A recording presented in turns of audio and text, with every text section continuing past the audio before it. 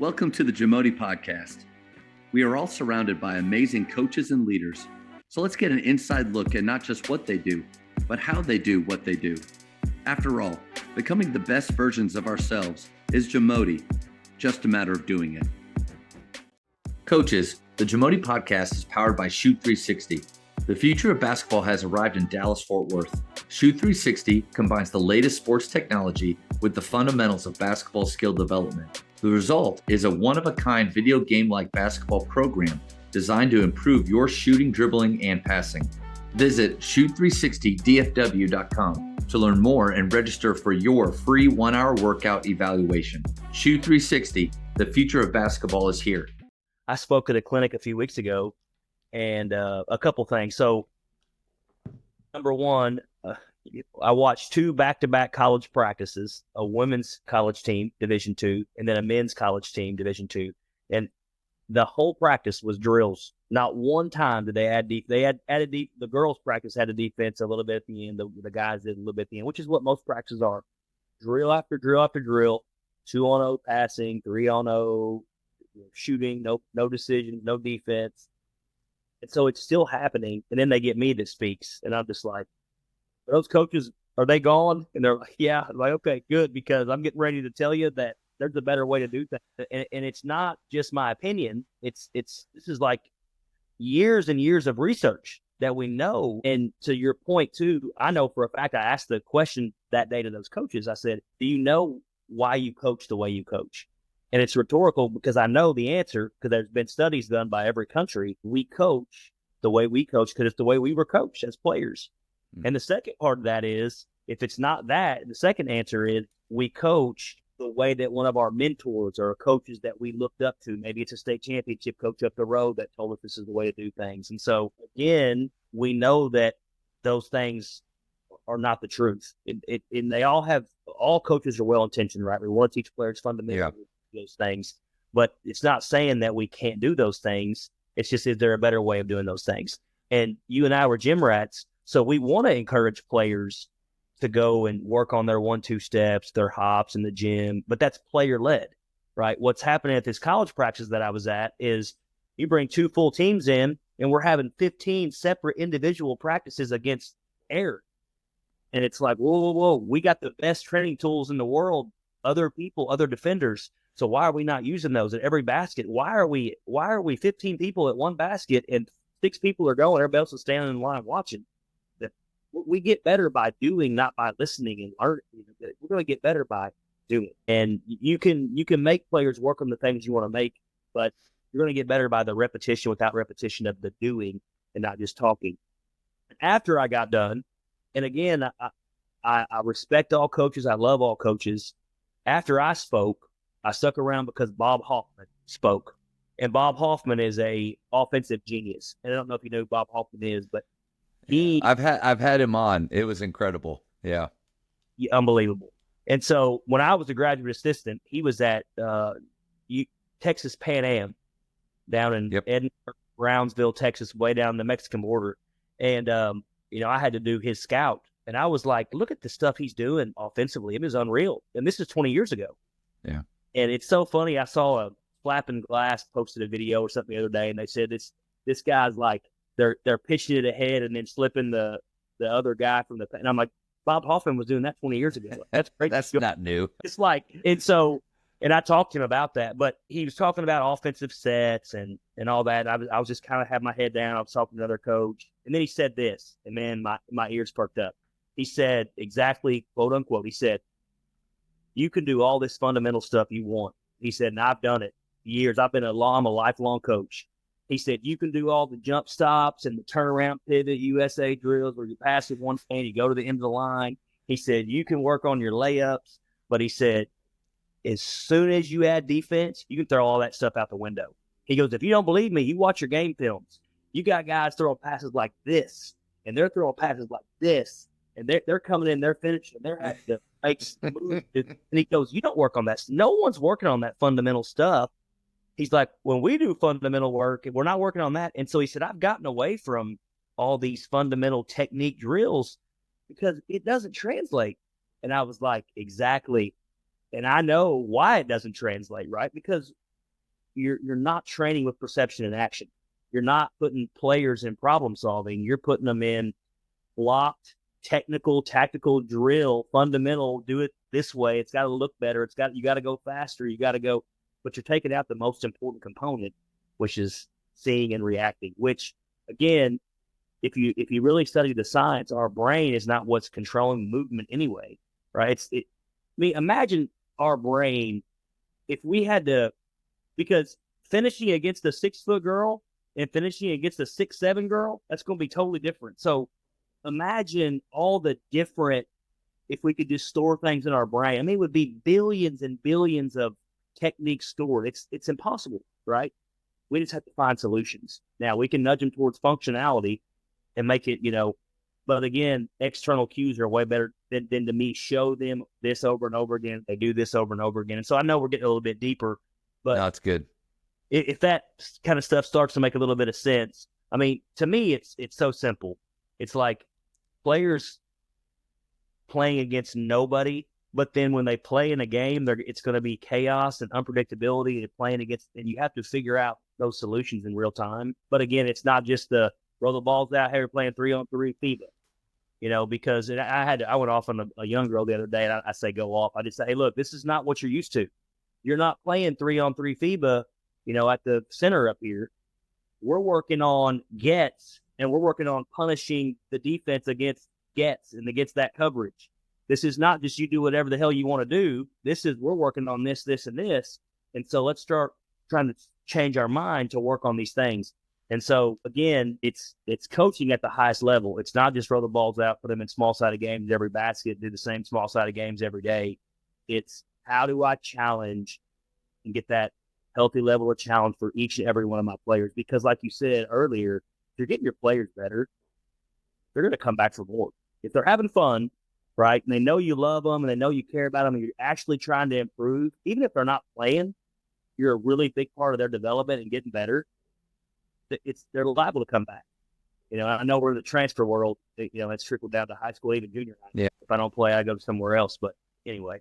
I mean, you've really kind of circled back around to take the competency. We need to know our craft. What helps us to know it even more is being curious. I think if there was a list of attributes that great coaches have, I feel like most of the time they're pretty curious, or at least at one point in their life they were, and maybe they got to a place where they feel like, all right, this is who I am. This is where I'm really comfortable. But then I try to ask the question of why aren't we more curious?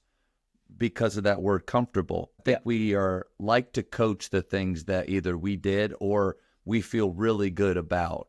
Like there's some drills. I am a believer in what you're saying, and I don't know if you'd be pleased with everything in Grapevine Face second period athletics. Sure, I'm pretty sure I make some bad choices and fail, but it goes back to, here's another point. So now I'm flying all over. But you said how we want to, if we look back 5-10 years ago, we're doing the same things in our life. But I think you could take that to your practice plans. Look back, if you have them organized, look back 5 years ago, and they better be different. Like for me, one of the big changes was taking 80% of the drills out and adding more live play, but you're right on the money, not just live play for live play's sake, but specific games that have goals to them, constraints, things that we're trying to achieve that put them in the situations that I know in a game, the way we play they'll be in. Taking the drills out and putting that stuff more in, like I see that change. But that came from having to be I'm so proud of how humble I am. No, like you have to be a little humble and curious and get uncomfortable, because if I was trying to be comfortable, then I'd stay with the same stuff. Man, crap, coach, we'd be running flex because that's what Coach Bliss ran at Baylor. Thankfully, we don't do that. But I think getting out of that comfort zone, and then especially with the communication piece, like having that it factor, you need to have energy, you need to have conviction for what you're talking about, passion for what you're talking about, be authentic. But if it's uncomfortable for you and you're not okay with that, then I think you'll stay in the same spot. Yeah, and that's the thing you said is those fundamental things, they may have worked 20 years ago, but the problem is it would be great if the game doesn't change, right? If we haven't studied and we have all these people that study human movement and ways to acquire skill, but that all changes. Not only does it change, like for instance, you're in Texas. I mean, you're in football. Like the stuff that happens up here is going to be different than stuff that happens down there. I mean, the game is so different. You guys have a shot clock in Texas? No, we don't. Okay, so in Arkansas, they have a shot clock. Well, players are going to be, it's different. Same game, right? It could be the same national federation. Yeah, there shouldn't be ever a set it up and run it again. That clock's almost down. You've got to start to create at that, or have actions that lead to them having space and either ors. But yeah. And so again, it's such an evolving game that's always changing, but yet coaches are still going with the practices. I mean, again, I was a graduate assistant coach, and I can remember going into Coach Nutt and him saying, "Hey, grab the 2004 book the practice book that we did. So let's look at what we did November 12th, 2004.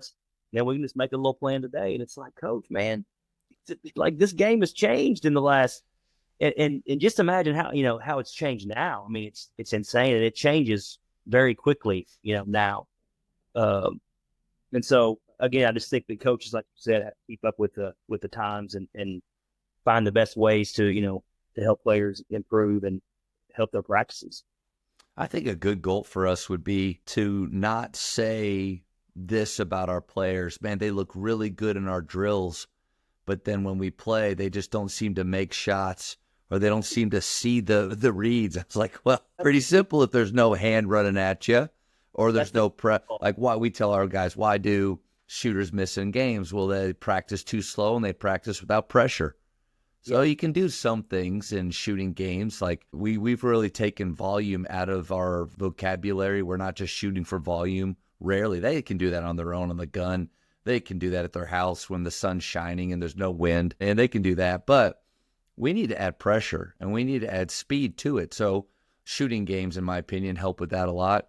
But we want to be able to say that they are practicing and in situations where they will be in the game, so that in a game we can actually give them real confidence or speak to why they should be confident. Hey, Johnny, you should be confident taking that double gap and driving down, and then you can either finish or kick if you should be confident in that, because Johnny, you do that every day in practice. You're in that situation. I've seen you execute that. But if it was just 2-on-0, truthfully, I don't know. I don't know if they can really do that or not. Why are they making that mistake in a game? We haven't really seen it. So I think that's a good goal for us. Yeah, coaches all the time, all over the world, they'll reach out to me and they'll say, "Coach, we have no decision makers. Coach, we have no leaders. Coach, we have no shooters." And then it's like, let's talk about build them. Talk about your practice. And they'll walk me through the first hour, and it's like, okay, so there's been zero decision making in your practice yet. Have you done anything with defense?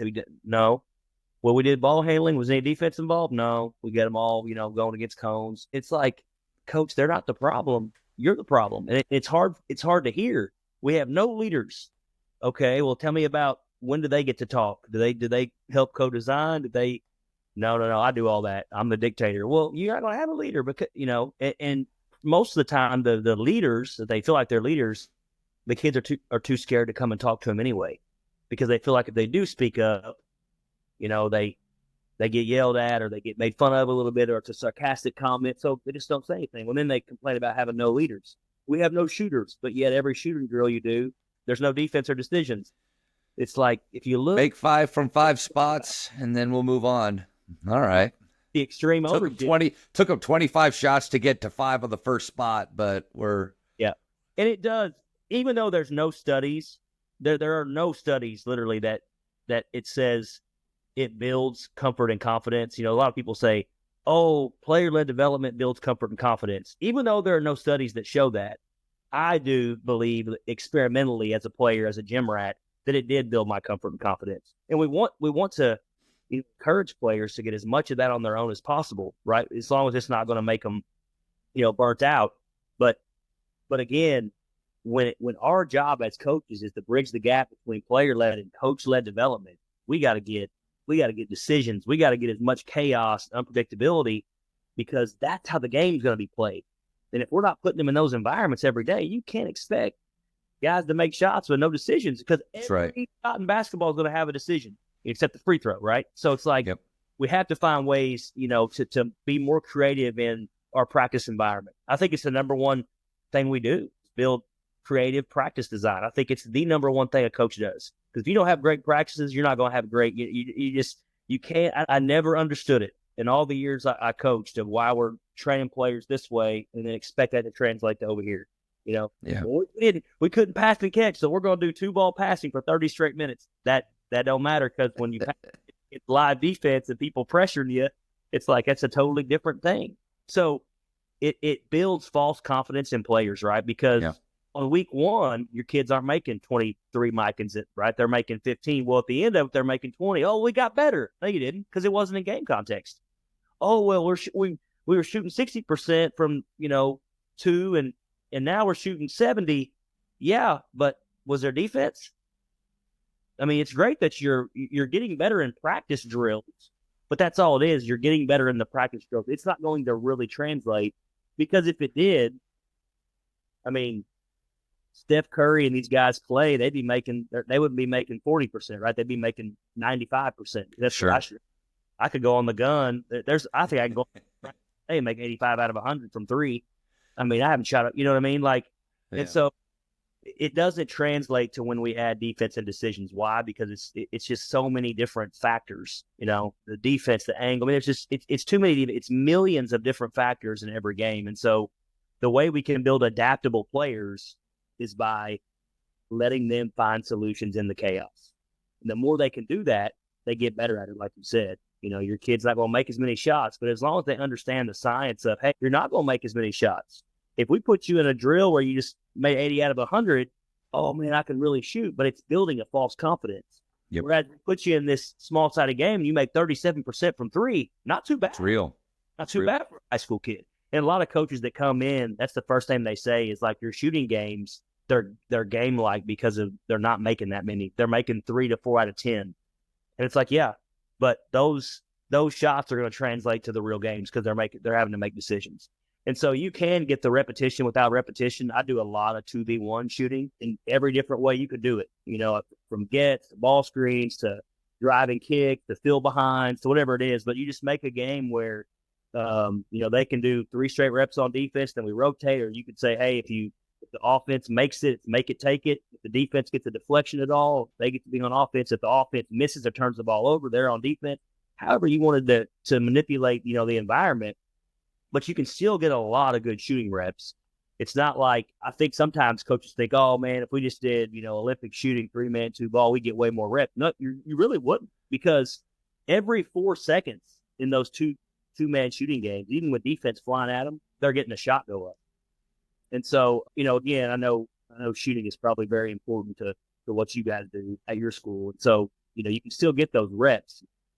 You just got to find different ways to do it. I'm with you. I think, one, I just want to celebrate you in being one of those guys that challenges me, challenges coaches. I think you're really important, because as much as I feel like I'm aligned with you and have changed and evolved, even in the last 5 years, definitely in the last 15. When I was at McKinney High School, this was probably my 2nd or 3rd year of high school. I was Coach Watson's varsity assistant. We had been 8-21, running Bobby Knight's motion, controlling every pass, every possession, scouting our tails off, real competitive. We were 8-21, and we had this group coming back that we thought was a little bit more skilled, and we dribble drive with Kyle Party was just coming out with the Memphis packet that was floating around, and and Wes wanted to press some diamond stuff that a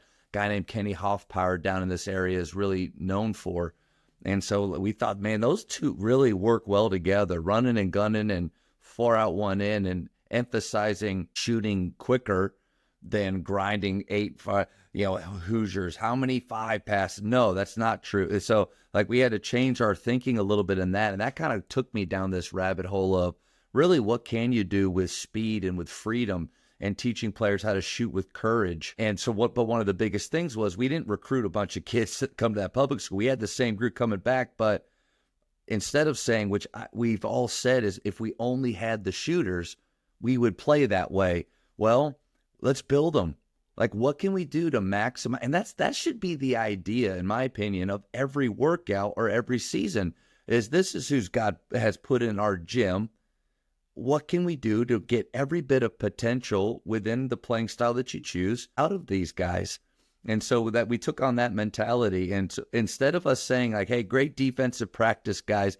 Oh, when you get home, make sure you shoot 100. Because that's what I think is done a lot. Like we're hoping that these kids they have schoolwork and they have all these things that they want to do are going to go shoot more. And that those shots are actually going to contribute to them sprinting down the floor, getting to the deep corner, getting their feet set with the defender flying at them and getting that shot off.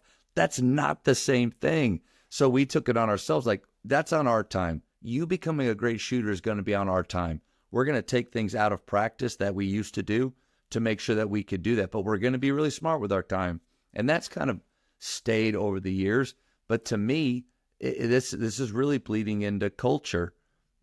What are the things that you say you wish you had more of? Are you creating an environment where those things can actually develop? Shooting is a great example. I've talked to a lot of coaches. I think how you deal with shot selection has a lot to do with the culture of your whole program, how you talk about that one thing. So for us, it's more of that Doug Novak style. We do hang our hat on the ability to shoot. The goal is every offensive possession is not do we score, it's do we get the best shot as fast as possible. We have to define what best shot is so that it's not vague. Little Timmy shoots a step back three from half court. That's not our best shot. So we have a scale, but it's like what Doug Novak said. He said, it's not that you have to make it, it's that you have to take it. And when you that culture starts to bleed into your training and allows them to be more courageous, you get those kids that will miss 8 and without batting an eye, shoot the 9th one because they're supposed to take it. I kind of just rambled on there for a long time, but I think it leads into kind of what you're saying and in the culture that we have in our program. You say you want more shooters, and we'll play coaches that'll come up and be like, golly, if we had shooters like you do, we'd play that way too. And I just look at it in my head, I'm thinking they weren't like born this way. We've had to work really hard. And that's it. It's like building that environment of like simple constraints, right? Like rules. If I'm in a 2v1 shooting game and I tell the defense, hey, you're in scramble mode, you have to fly wherever the ball goes. Your job is to try to get deflections and contest every shot. But the offense, like for instance, the ball's thrown to the wing and they run to the wing and then the ball swung to the corner and then the defense comes all the way to the corner and then they throw it back to the wing. That's a turnover because the simple rule is if you are open, you must shoot. Because again, you just put in a constraint of 0-second decisions. You got to catch it, put it on the floor, swing it right when you catch it. You don't get to. So if you catch it and you hold it, you wait for the defense to get back all of you cheat the drill, right? Like I was the best drill cheater in the world. And right, I could cheat every drill. So I find ways as a coach to creatively not let players cheat the drill. You know, like, hey, if we're working on finishing, and the defense backs off. Oh, by the way, if the defense backs off, you can shoot a 3, and it's just a free rep. Just get you a free rep up, and they're going to stay on defense until you go. Oh, well, guess what they're going to do? Now they're going to get up, and now we're going to open up the drive. And so you have to find ways creatively to take away, kids cheating drill because they're smart. They'll just start playing whatever it is that you're doing. And again, I hate the word drill. It's a small-sided game. But again, that's what a lot of coaches use as far as, the linguistic intentionality of what they're saying. So I just sometimes say drills. But I still say drill, but I know what you're saying. Drill to me is oh man, if any football coaches hear this, I apologize. But sometimes I check out the field and there's one coach, one kid, and a line of 15. And that coach is throwing, not even the player, their own quarterback's not throwing it. The coach is throwing it. And it's one, hand it back, another one, hand it back. And it's like you said, and I'm sorry for cutting you off, but it's like you said with the illusion of we get shots up in practice. I don't care about the number. There's some days where probably the total number of shots that we get in our 43 minutes in athletics isn't super high, but every one of those are real. Every rep is intentional with speed and pressure to where that feeling of anxiety and possibly fear at the beginning is the same that they'll feel or close to, as close as possible. So yeah, beware of, like, we did 3 shooting drills today. Were they similar or close to what they'll actually do? Sorry, go ahead. No, that's it. It's exactly right. Do they involve decisions? Because you're not going to shoot basketball. You're not going to play basketball independent of decisions. And so if there's defense, and it doesn't have to be, 2-on-2 where we don't get many shots. It can be 2-on-1. It could be 3-on-2. It could be 2 balls instead of just 1 ball. But you can find ways. Like the Hardings guys coach came up to me after that clinic and he said, "Hey, I want you to look at this because we do it 3-on-0, and I know don't hate me, but find a way where I could do this, where I could get like with defense." I said, "Absolutely." So we showed him some stuff, and he called me a couple of weeks later and says, "Dude, we're doing that. The kids love it. It's been great. It's helping us get better." And so again, it's trying to find ways to creatively get those reps. And you nailed it on the head. Joe Boylan, years ago, I think he had a viral clip where he's the director of player development at Minnesota Timberwolves, and he said 40 shots with defense and decisions is better than 1,000 shots on a gun or on a shooting machine. And the guy was like, "What? You got to be kidding me." He's like, "No, I'm not kidding you, because every one of those 40 is a game-like shot. What you did is not a game-like shot." And even if you could teach kids to understand the importance of, like, let's say the gun, for instance, right? Player-led development, they go on a Sunday afternoon, they shoot 500 jump shots. If you could just tell them, "Hey, look, I want you to shoot 500 different jump shots. The goal is to put the ball in the hole, but I want you to think about how can I make every shot a little bit differently. Shoot it quicker, shoot it a little bit slower, shoot it from catch high, keep high, shoot it from the hip, shoot it from 1-2, back pedal, shoot it fast, shoot it slow, like shoot it up high, shoot it low at different angles, fades." So again, you can just teach kids the importance of variability, even if you're alone. Like, don't do the same thing over and over. 100 threes caught the exact same way at the same speed from the same angle from all 5 spots, right? It's like, hey, no. That's, even if you can have variability in your individual player-led workout, it's going to be much better than just the block practice. And again, all we're trying to do is help them develop. So if they're going to come to the gym and do it, teach them ways that are going to actually help them improve as players, because it's going to build their confidence. That their variability is going to help them actually make more shots in games, which is going to make them want to go more and work on those things. And so there are always ways to just tweak and say, is there a better way, as a coach, to help players? Thank you for checking out today's episode. Please take a moment to subscribe to this podcast, share it with your fellow coaches, and find us on social media for what's coming up next on the JAMODI podcast. It's just a matter of doing it.